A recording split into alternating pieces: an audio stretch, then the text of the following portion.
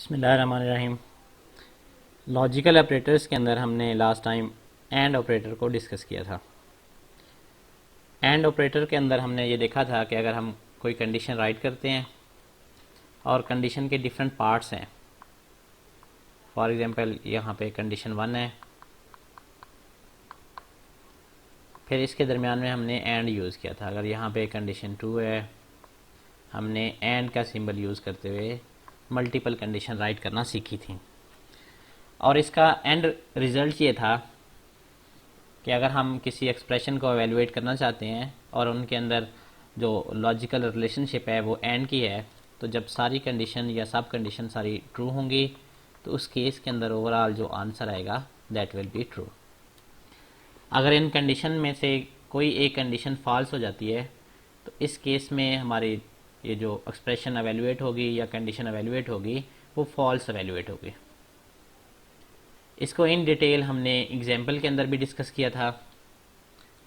आज हम logical operators में और ऑपरेटर और नॉट ऑपरेटर को डिस्कस करेंगे। और ऑपरेटर के अंदर अगर हमने डिफरेंट कंडीशंस को और करना है तो इसके लिए हम दो वर्टिकल लाइंस को यूज़ करेंगे। ये जो दो पैरेलल लाइंस हैं ये और सिंबल के लिए C++ प्रोग्रामिंग के अंदर यूज़ होती हैं। मेन अगर हमने मल्टीपल कंडीशंस को और करने हैं तो उसको इस तरीके से राइट करेंगे कि फॉर एग्जांपल यहाँ पे हमारे पास कंडीशन C1 है, हमने इसको और करना है C2 कंडीशन के साथ, तो हम दो पैरेलल लाइन को यूज़ करते हुए जो कि वर्टिकल होंगी इनको यूज़ करते हुए राइट करेंगे और ये जो कंडीशन है ये एवेलुएट होगी और इन दोनों के अंदर जो लॉजिकल रिलेशनशिप है ये और की है। इसी तरह अगर हमारे पास मल्टीपल हों, मीन इससे C3 है कंडीशन, इसी तरह कंडीशन C4 है। अब इस केस के अंदर चूंकि हमने और लॉजिकल ऑपरेटर को यूज़ किया हुआ है तो ये एक्सप्रेशन जब एवेलुएट होगी तो इसमें अगर कोई एक कंडीशन जो है वो ट्रू होती है तो हमारा जो आंसर है वो ट्रू आ जाएगा। मीन इस कंडीशन का जो ओवरऑल आंसर है अगर एक भी कंडीशन ट्रू होती है तो हमारा जो एक्सप्रेशन की एवेलुएशन है उसका एंड रिजल्ट ट्रू ही आता है। यहाँ पे अगर ये कंडीशन फॉल्स है, फर्स्ट वाली फॉर एग्जांपल ये वाली कंडीशन ट्रू है, ये फॉल्स है, ये फॉल्स है, तो इस केस के अंदर किसी एक का ट्रू होना ज़रूरी है। अगर कोई एक कंडीशन ट्रू हो जाती है तो बाकी कंडीशंस को देखने की ज़रूरत नहीं है, हमारा जो ओवरऑल इसकी वैल्यू है वो ट्रू आएगी। इसकी जो एवेलुएशन है वो फॉल्स कब होगी, तो फॉल्स के लिए सारी एक्सप्रेशन को फॉल्स होना ज़रूरी है। अगर एक्सप्रेशन के अंदर जितनी भी कंडीशंस लिखी हैं ये सारी कंडीशंस फॉल्स होती हैं तो इस केस के अंदर जो एंड रिज़ल्ट है वो फॉल्स आएगा। अदरवाइज़ जो हमारा रिज़ल्ट है या एक्सप्रेशन की जो एवेल्यूशन है वो ट्रू ही रहती है। इसके हम एक एग्जांपल डिस्कस कर लेंगे। एग्जांपल्स के अंदर हम दो वेरिएबल्स ले लेंगे, x इसकी कोई एक वैल्यू लेंगे, इसी तरह y की कोई एक वैल्यू ले लेंगे। फिर हम ये चेक करेंगे कि दो कंडीशंस लगाएंगे कि x की वैल्यू अगर ग्रेटर देन सम वैल्यूज़, इसको चेक करेंगे और इनके अंदर हम और की जो लॉजिकल रिलेशनशिप है इसको यूज़ करते हुए y को भी हम एवेलुएट करेंगे कि y की वैल्यू अगर किसी एक नंबर से ग्रेटर है तो इस केस के अंदर कोई एक स्टेटमेंट जो है वो प्रिंट कर दे। तो हम ये देखेंगे कि इन दोनों में से अगर एक कंडीशन ट्रू होती है तो इस केस के अंदर आंसर जो है वो हमारा ट्रू आ जाएगा। तो इस एग्जांपल को हम इन डिटेल डिस्कस करेंगे।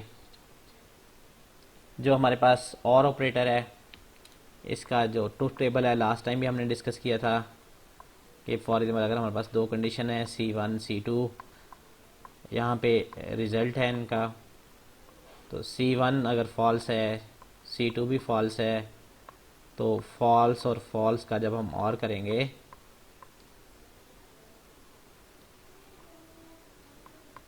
तो हमारा जो ओवरऑल रिज़ल्ट है दैट विल बी फॉल्स।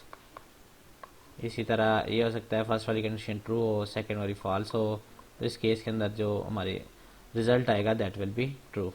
इसी तरह ये हो सकता है फर्स्ट वाली जो ट्रू है सेकंड वाली भी ट्रू है, तो इस केस के अंदर भी हमारा आंसर जो है वो ट्रू आएगा। अगर फर्स्ट वाली फॉल्स है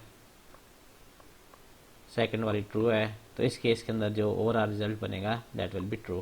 तो इस केस के अंदर फॉल्स एक ही दफ़ा आएगा, जब जितनी भी कंडीशंस हैं ये फॉल्स हो जाएंगी तो हमारा जो एंड रिजल्ट है वो फॉल्स आ जाएगा।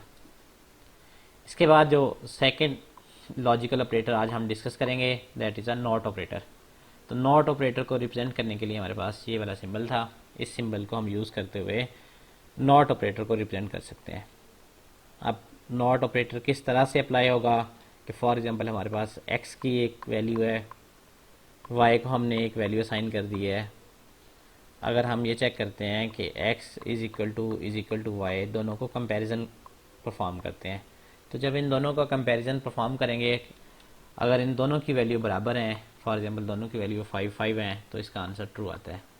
लेकिन अगर इस कंडीशन के साथ हम नॉट लगा देंगे तो इसका जो आंसर है वो रिवर्स हो जाएगा, मीन फॉल्स आ जाएगा। जब दोनों नंबर बराबर आएंगे तो इस केस के अंदर इसकी जो वैल्यू एवेल्युएट होगी that will be false.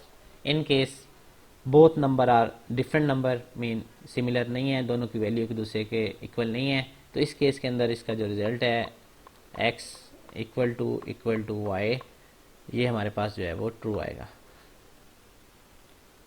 In short हमारा ये जो ऑपरेशन है इक्वल टू वाई, अगर हम इसके साथ नॉट लगा देते हैं तो ये हमारा ऑपरेशन बनता है x not equal to Y.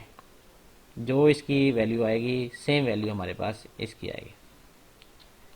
इसी तरह अगर हम ये चेक करते हैं कि क्या x ग्रेटर देन y और हम साथ नॉट लगा देते हैं, तो इस केस के अंदर चूँकि यहाँ पे वैल्यू जब भी x की बड़ी होगी y से, तो इस केस के अंदर आंसर जो है वो ट्रू आएगा। लेकिन चूंकि हमने इसके साथ नॉट लगा दिया है तो यहाँ पे हमारा आंसर जो है वो फॉल्स हो जाएगा। अगर x की वैल्यू y से छोटी है तो इस केस के अंदर इसका जो रिजल्ट है दैट विल बी फॉल्स, और चूंकि हमने इसके साथ नॉट लगाया है तो इसकी जो वैल्यूएशन है दैट विल बी ट्रू। ये दोनों को हम और ऑपरेटर को और नॉट ऑपरेटर को एग्जाम्पल के साथ डिस्कस कर लेते हैं। तो हम डेव C++ को ओपन करते हैं, एक न्यू सोर्स फाइल क्रिएट करते हैं, टॉप के ऊपर हम hash include preprocessor directive के साथ आईओ स्ट्रीम हेडर फाइल को इंक्लूड कर लेते हैं।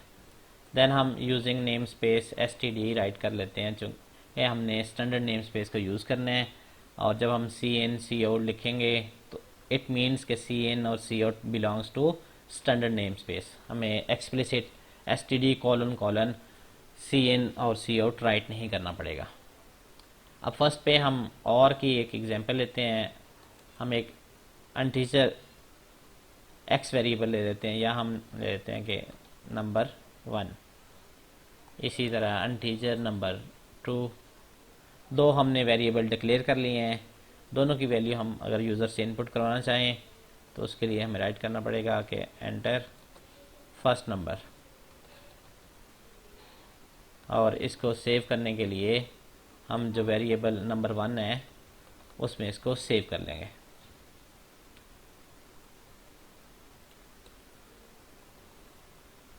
इसके लिए हम यहाँ पे cn राइट कर देंगे, चूँकि हमने इसको वैल्यू असाइन करनी है। जो भी यूज़र ने वैल्यू इंटर की है वो वैल्यू नंबर 1 वेरिएबल के अंदर सेव हो जाएगी। इसी तरह सेकंड वेरिएबल में वैल्यू स्टोर करने के लिए हम यूज़र को एक मैसेज देते हैं कि आप सेकंड वेरिएबल की जो वैल्यू है वो एंटर करें, तो यूज़र जो भी वैल्यू एंटर करेगा that will be stored in number 2 variable. अब हमने यूज़र से दोनों वैल्यू प्रॉम्प्ट कमांड के थ्रू इनपुट करवा ली हैं, और दोनों को हमने वेरिएबल्स के अंदर नंबर 1 और नंबर 2 के अंदर सेव कर लिया है। अब हम ये चेक करना चाह रहे हैं कि क्या हमारे पास जो नंबर 1 और नंबर 2 है इनकी वैल्यू क्या किसी एक मिनिमम वैल्यू से ज़्यादा है। अगर वो उससे ज़्यादा है तो हमारे पास आंसर आ जाएगा कि ये नंबर इससे, इन नंबर 1 या नंबर 2 दोनों में से एक की वैल्यू इससे ग्रेटर है। तो इसके लिए हम कंडीशन राइट करते हैं कि नंबर 1 अगर ये ग्रेटर है 5 से, या हमारे पास नंबर 2 ग्रेटर है 5 से, सॉरी नंबर 2 ग्रेटर देन 5।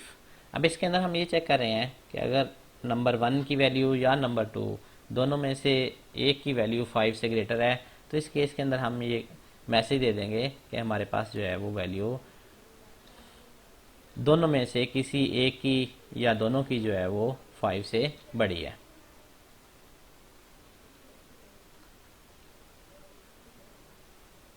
अगर ये हमारे पास इसका जो रिजल्ट है वो फॉल्स आता है, तो इस केस को हम एल्स के अंदर राइट करेंगे।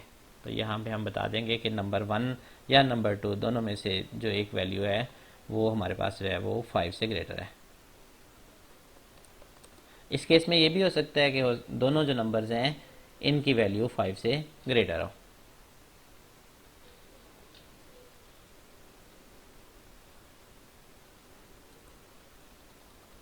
नंबर 1 और नंबर 2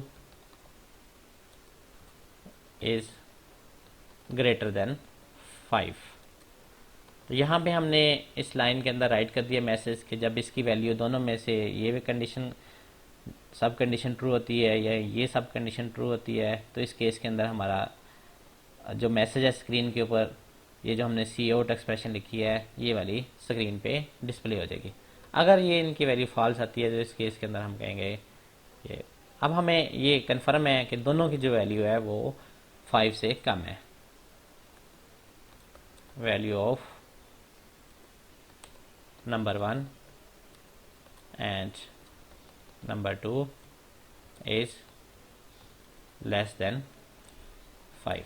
अब यहाँ पे हमें एक चीज़ कन्फर्म हो गई है कि अगर हमारे इसकी जो वैल्यू है वो एल्स पार्ट के अंदर जाती है, मेन ये कंडीशन फॉल्स होती है, तो जो दोनों नंबर हैं वो 5 से लेस हैं। अगर दोनों में से एक नंबर या दोनों नंबर की वैल्यू 5 से ग्रेटर होगी, तो इस केस के अंदर ये वाली जो कंडीशन है ये ट्रू एवेल्युएट होगी और ये जो स्टेटमेंट है ये एग्जीक्यूट हो जाएगी।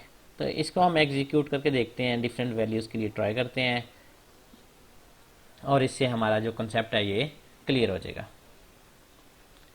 तो हमने इस सोर्स कोड को कंपाइल किया, कंपाइलेशन के अंदर हमारे पास कोई गलती नहीं है, तो इसलिए एरर जो है वो 0 है।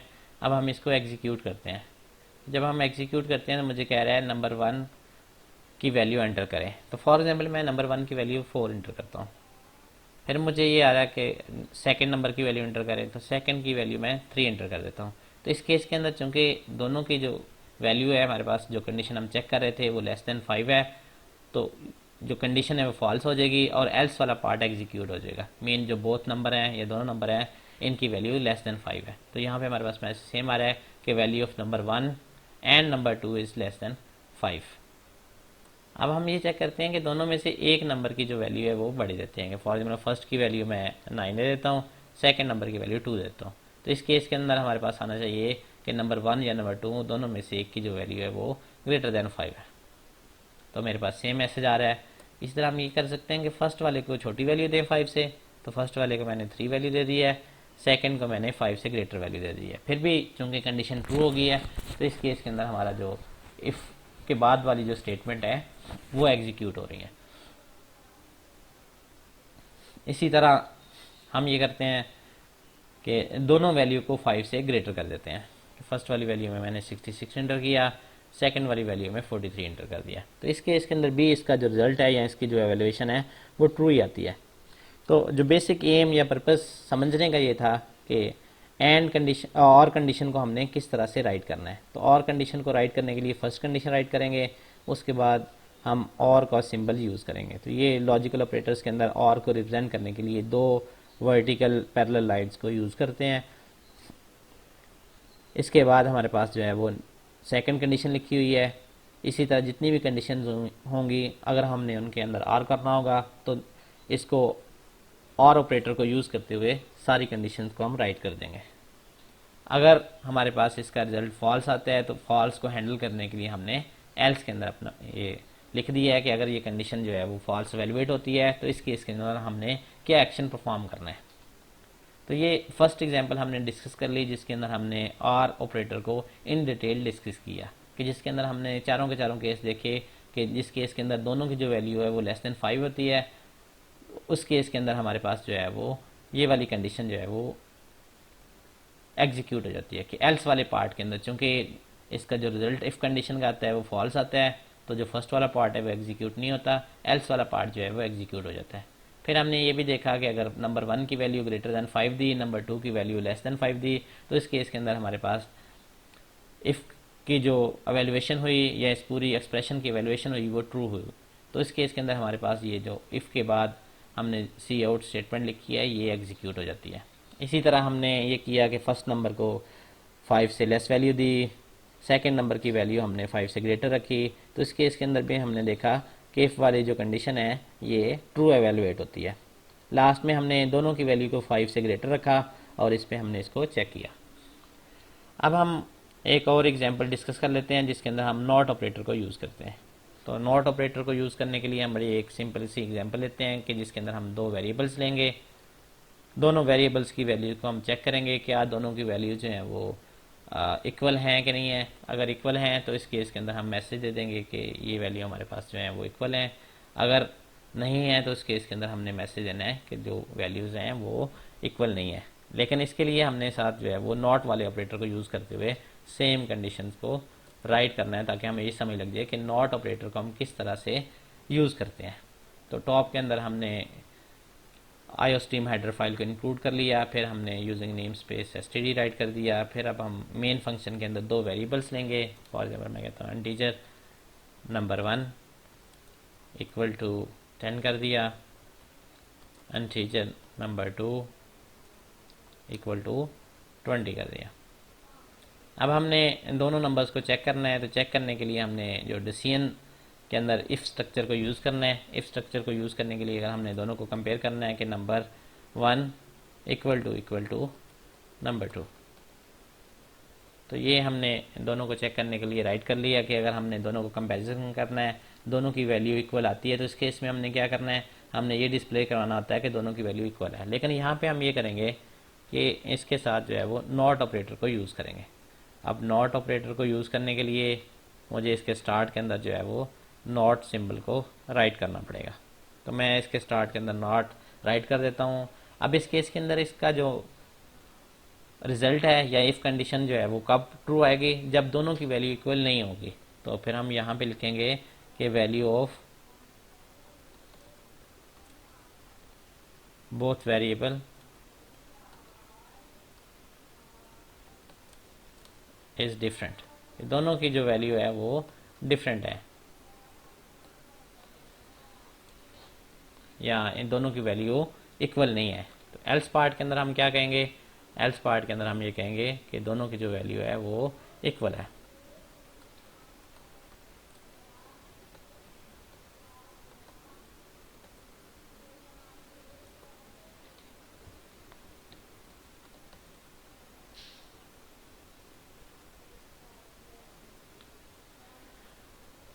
इक्वल, ये हमने मैसेज राइट कर दिया।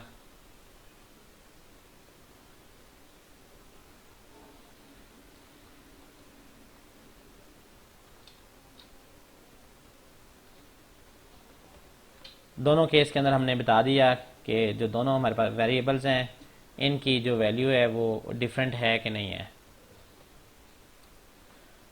इस केस में हमने ये चेक किया कि जब इनकी वैल्यू हमारे पास यहाँ पे चेक करेंगे ट्रू आएगी, तो हमने साथ नॉट लगा दिया। तो नॉट लगाने से ये कंडीशन फॉल्स होगी, तो फॉल्स केस में हमने ये मैसेज देना है।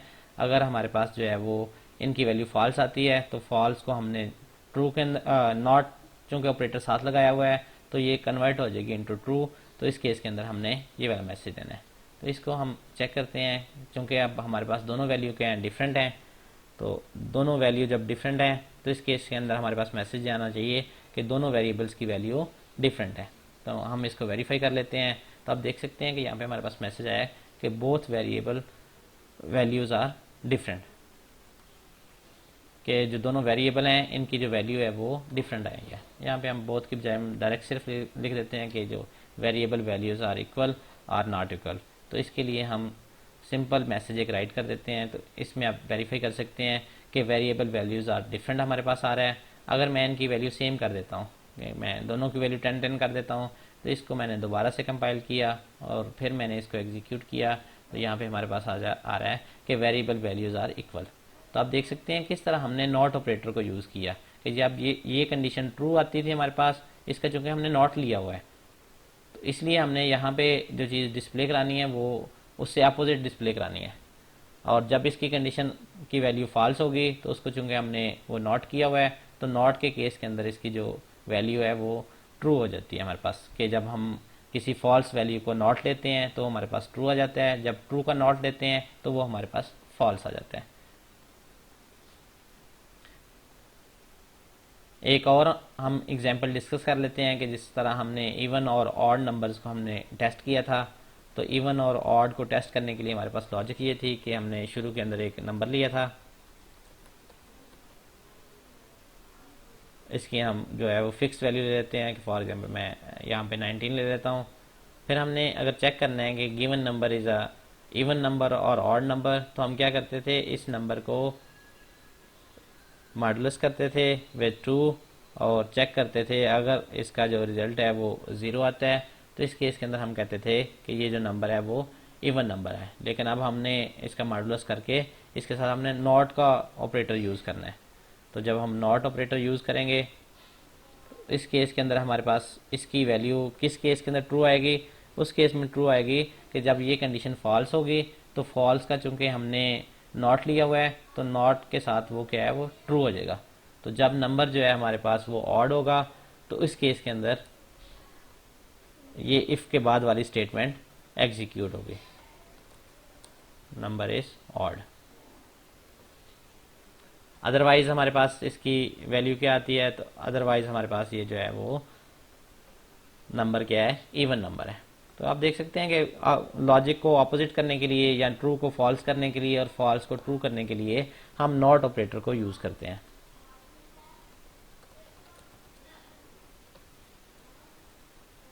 इस सोर्स कोड को हम कंपाइल करते हैं और कंपाइल करके हम वेरीफाई कर लेते हैं कि क्या जो हमने गिवन नंबर दिया हुआ है 19, क्या ये नंबर ऑड है कि नहीं है। तो इस केस में हम वेरीफाई कर सकते हैं कि नंबर हमारे पास ऑड आ रहा है। अगर मैं यहाँ पे कोई इवन नंबर राइट करता हूँ तो इसके लिए मैं दोबारा से इसको कंपाइल करके एग्जीक्यूट करके चेक करता हूँ तो नंबर हमारे पास इवन आ रहा है। तो किसी भी कंडीशन को अगर हमने फॉल्स को ट्रू बनाना हो और ट्रू को फॉल्स बनाना हो तो इसके लिए हम नॉट ऑपरेटर को यूज़ करते हैं। ये नॉट ऑपरेटर जो है ये यूनरी ऑपरेटर है। यूनरी से ये मुराद है कि ये सिंगल वैल्यू के ऊपर ऑपरेट होता है। सिंगल वैल्यू से क्या मुराद है कि हमने सिर्फ एक वैल्यू मीन अगर हमारे पास वैल्यू ट्रू है तो इसको हम फॉल्स बना सकते हैं, फॉल्स को हम ट्रू बना सकते हैं। तो सिंगल वैल्यू के ऊपर ऑपरेट होता है, इसको हम यूनरी ऑपरेटर भी कहते हैं।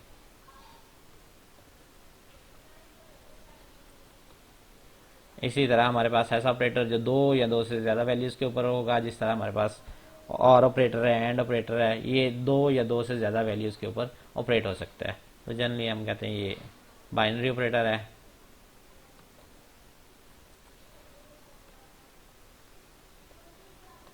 क्योंकि ये दो दो वैल्यूज़ को एवेलुएट करता है कि फर्स्ट को एवेलुएट करता है, सेकंड, थर्ड, और इनको एवेलुएशन के बाद एंड जो रिजल्ट है उसको कैलकुलेट करता है।